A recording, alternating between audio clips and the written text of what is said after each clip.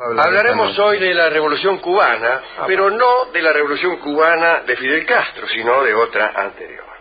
Así que ubiquémonos después de la batalla de Ayacucho. Digamos que ya no queda en América ningún dominio español. La batalla de Ayacucho fue en 1824, allí fueron derrotadas definitivamente las tropas españolas en América, y solo le quedaban a España islas. Santo Domingo, en rigor de verdad la mitad de una isla, la otra mitad era Haití, Cuba y Puerto Rico.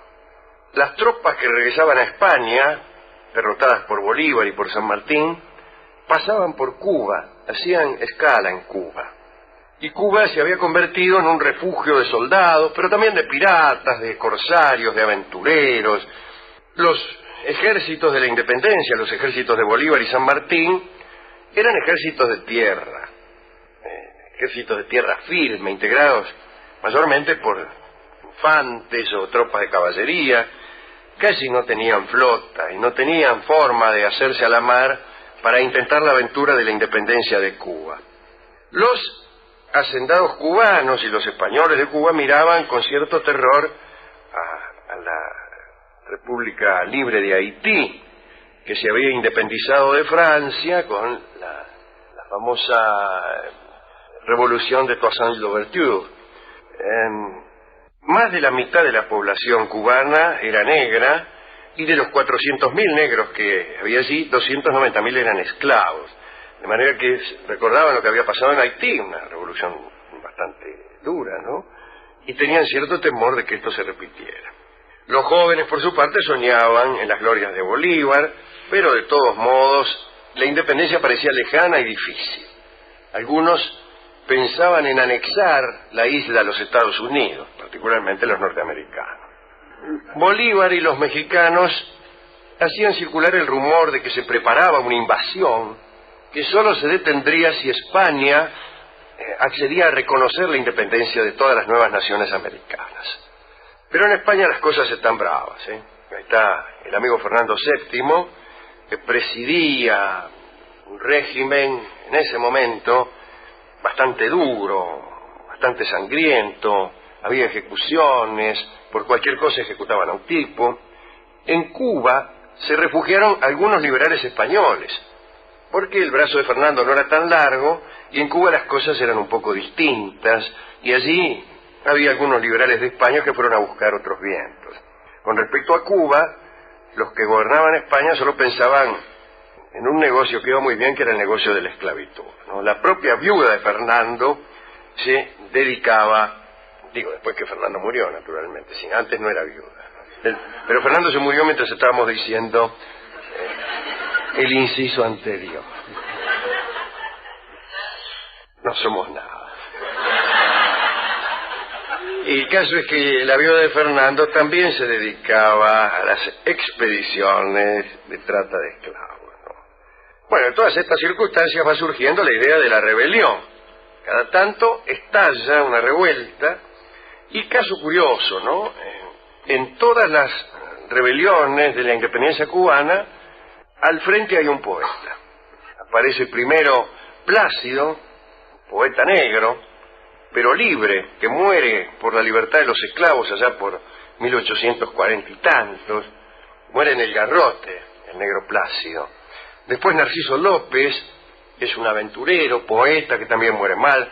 Carlos Manuel Céspedes y Figueredo, que es el que inicia la guerra de los 10 años, ¿no? Que es un abogado, un tipo que anda siempre muy bien empilchado, un hidalgo, un tipo bacanudo, ¿no?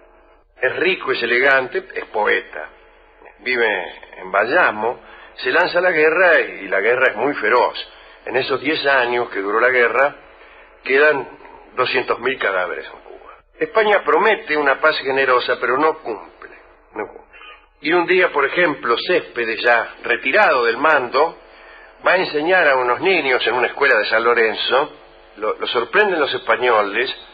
Él llevaba su revólver, siempre llevaba un bufoso, y decía: aquí tengo 6 tiros, 5 para los españoles y el último para mí. Y así es. Lo acorralan, le empiezan a tirar, él se defiende y no tiene tiempo de usar el último tiro que es el que queda en su revólver cuando lo matan. Perucho Figueredo también era de Bayamo y era pianista, además de poeta y caricaturista. Solía componer algunos aires que eran muy populares y los cantaba todo el mundo en Cuba. Por ejemplo, había compuesto una marcha que no tenía letra, y todo el mundo la conocía como la marcha de Perucho, y todos chiflaban y tarareaban aquella marcha. Incluso el propio gobernador español de Cuba la chiflaba. Pero un día la revolución estalla y allí Perucho, el pianista, que tenía una hacienda en Las Mangas, cerca de Bayamo, empezó a utilizar la hacienda como arsenal. Hacían allí balas las mujeres, él reparte unas proclamas llamando al pueblo a las armas, tratan de combinar una bandera y lo hacen con los colores de las que anteriormente habían hecho Narciso López y otros. Toman la ciudad de Bayamo, tienen algunos triunfos, y cuando llegan a esta ciudad de Bayamo, todos silban la marcha, y alguien le pide a Perucho que le ponga letra. Y Perucho le pone una letra: a las armas corred, bayameses, que la patria os contempla orgullosa. No temáis una muerte gloriosa, que morir por las patrias vivir. Digo, los versos no, fatalmente no son buenos. Digo yo pidiendo permiso porque los leí mal, ¿no? Y todos empiezan a cantar esa marcha.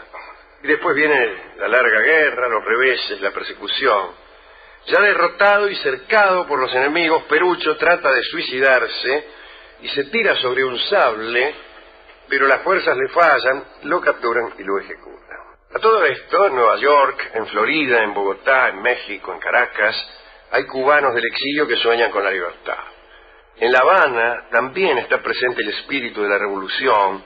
Por ahí, en medio de una función teatral, algunos gritan viva Cuba libre, y otros gritan viva España, y entonces se arma la bronca, porque desde luego el ejército español está muy bien preparado, e incluso algunos chicos jóvenes de La Habana se enrolan voluntariamente al ejército español, y cuando esto sucede, los jóvenes irreverentes, los jóvenes que sueñan con la independencia, se burlan de estos chicos que se han enrolado con los españoles. Y un día, un joven enrolado en las filas españolas está desfilando y recibe un papelito que dice: ¿sabés cómo se castigaba en la antigüedad la apostasía?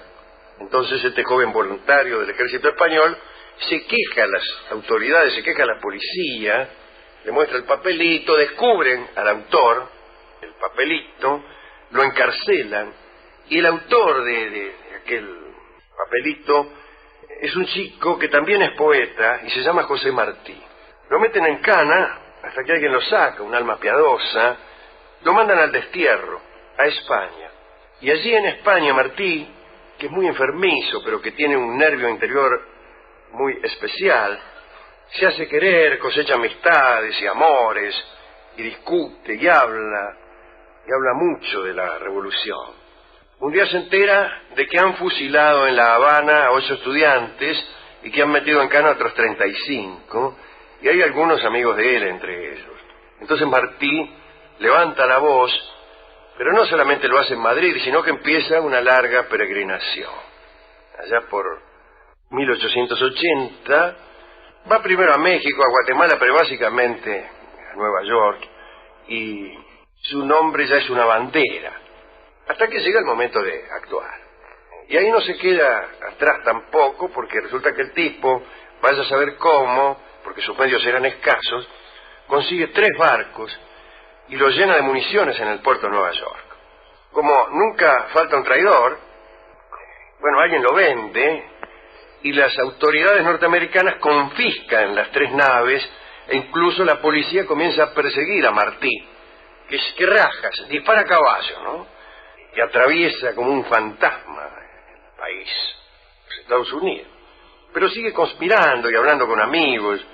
En Cuba se enteran de que Martí va a volver, de que ya está en camino, y estalla la revolución.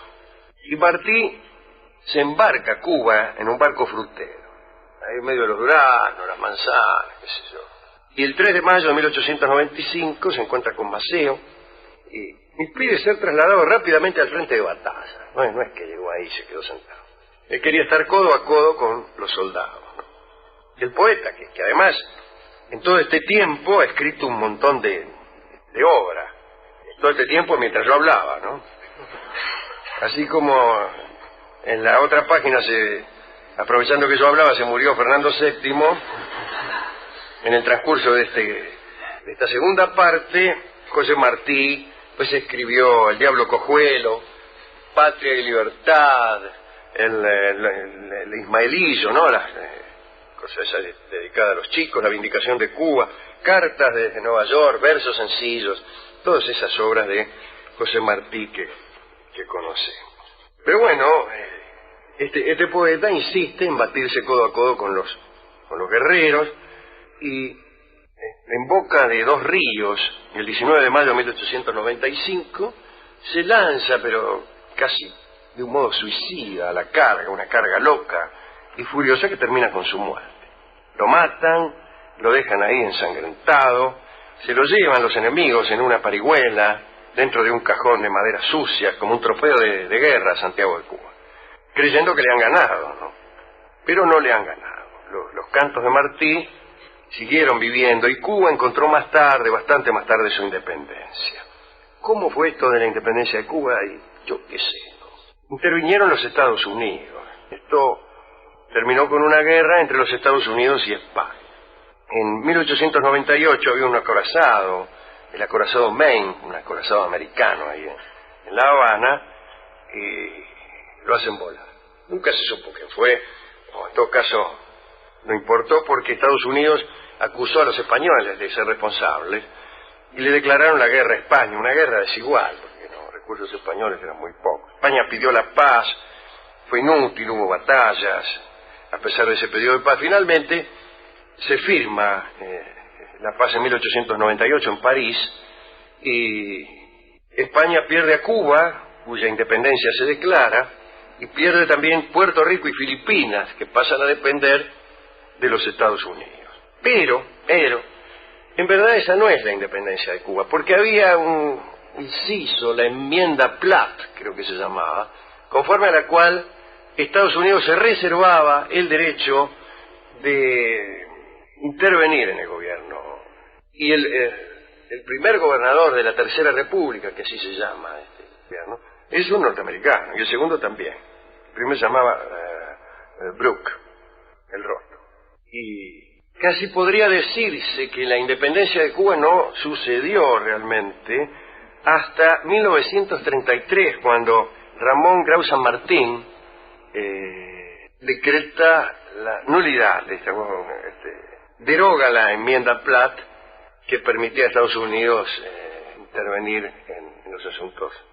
Pero también en España hay consecuencias después de la guerra, y nace una generación que estalla, digamos, en su disconformismo en virtud de esa derrota española en la guerra contra los Estados Unidos, que es la llamada generación del 98, justamente. Esa generación pertenecen a algunos que nosotros admiramos mucho. Está Pío Baroja y José Martínez Ruiz, más conocido como Azorín, y nada menos que nuestro Miguel de Unamuno, y Valle Inclán, un poco más tardíamente quizá José Ortega y Gasset o Juan Ramón Jiménez. Esa era la generación del 98.